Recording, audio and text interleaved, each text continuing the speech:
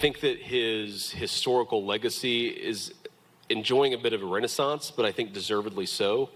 As I joked with Robert backstage, if Watergate happened tomorrow, it would be like a 12-hour news story. Like, the idea that it would have taken down a presidency is crazy. And by the way, if you look at the story of how the deep state took down Richard Nixon, it's not all that different from what the same groups of people, the same institutions tried to do to Donald Trump in the first Trump administration. There is a parallel.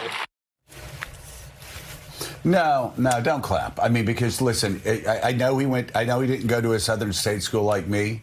But what he's saying is ahistoric. What he's saying is stupid. You can say a lot of things about Richard Nixon from 46 through 73.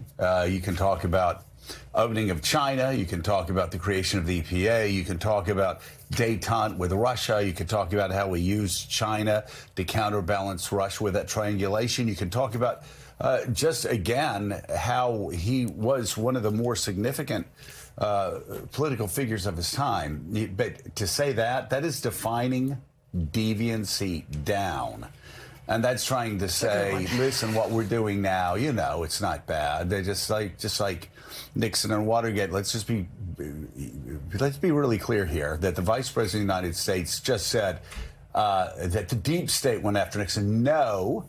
Richard Nixon used the deep state to go after political enemies, just like, well, your administration, Mr. Vice President, the FBI, the CIA, the DOJ. It sounds vaguely familiar, doesn't it? They not only broke into the DNC, they broke into doctors' offices, into psychiatrists' offices, trying to get people's most private, intimate records. They had an enemies list. They tapped lines. This is what J.D. Vance says is normal. And again, you should go to the Nixon Library. You should look at his legacy. He did a lot of remarkable things. He did a lot of very bad things. I would have just much rather a sitting vice president of the United States go out and talk about how, for instance, as vice president of the United States, Richard Nixon in the 1950s was a champion of civil rights. That would have been a good thing to talk about. Yeah. Or, his point about it might have been a 12-hour story, I guess, compared to today, with the fire hose of stuff coming out of this administration. Just the lies, Mika, the lies. That actually might have been true. And that deep state comment, so stupid. Where did you go to school, man? Where did you go to school? Like, did you really get a degree from Yale?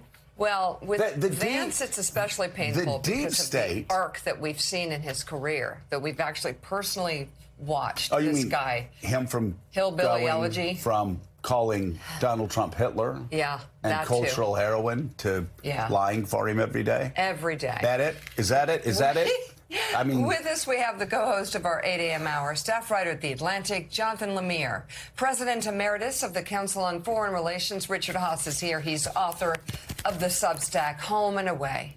Contributing writer to The Atlantic, Eugene Robinson, and decorated combat veteran and former commander of U.S. Army Europe, retired Army Lieutenant General Mark Hertling. He's now an MS Now military analyst. I'm not ready to let this go. He can't. Richard Haass. Don't.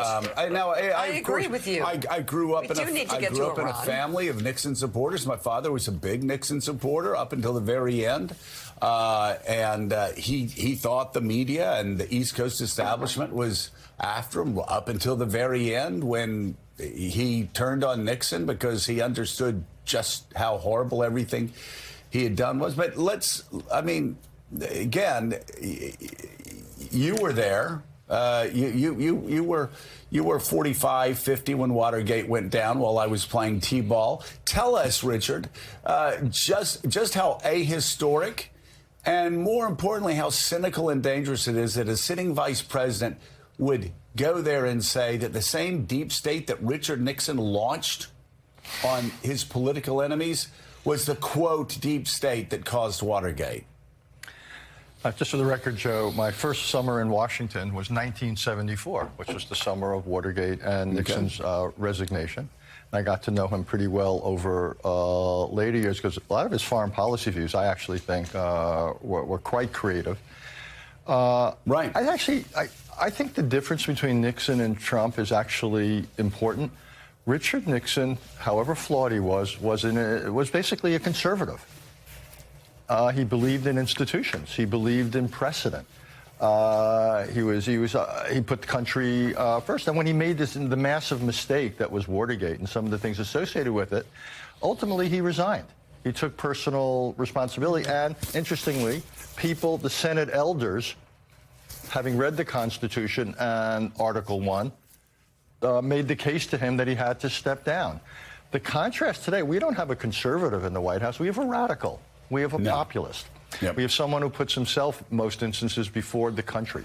And that is a fundamental difference. So I think Nixon is actually, to me, quite important, almost educationally, as a contrast. Beyond the silliness of what the vice president said and the way he misrepresented history, I actually think the contrast is educational for us. And Nixon, in some ways, for all of his flaws, represents something very different, and we ought to remember the importance of people who are conservative. Well, Gene Robinson, of course, you could go to the end of the Nixon presidency when the Supreme Court ruled unanimously that Nixon had to turn over the tapes. There was some concern that Nixon wouldn't do that. There'd be a constitutional crisis. There was no question in Nixon's mind. He turned over the tapes immediately because the Supreme Court told him to turn over the tapes immediately, even though he knew it would be the end of his presidency. Don't have to wonder whether Donald Trump would do that because we have January 6th to tell us he would not. Countless other stories. He would not. And think about how Richard Nixon would have reacted to January 6th. Think of how he would have seen that, or anyone from that era would have seen that attack on the U.S. Capitol, the citadel of our democracy. I want to go back to something you said because let's go back to Heilman's axiom about everything being either confession or a projection that comes out of Donald Trump's mouth. I think is also applying to J.D. Vance, at least at times, because what you said is absolutely right. Richard Nixon was about to be impeached and removed, as he was told by Republican senators, because he was using the deep state to try to cover up his transgressions, his crimes in Watergate. And so it's the exact opposite of what Vance is saying. What Watergate was an example of the system working the way it was supposed to work, and the checks and balances functioning. And Congress saying, no, this is not acceptable, this is not right, this is not worthy of the United States, and you have to resign. And, where's Congress now? I mean, I'm not hearing that. When we see from the Trump administration,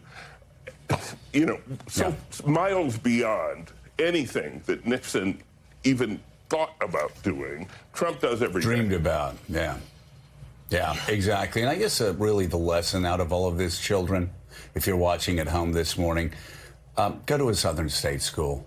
Don't go to an Ivy League school because obviously apparently they can educate you. Yeah, they don't know how to, you look at Vance and Hegseth and maybe a Southern state school is the safer bet because you'll actually learn something and not kind of spin around in circles and get confused. They get so easily confused.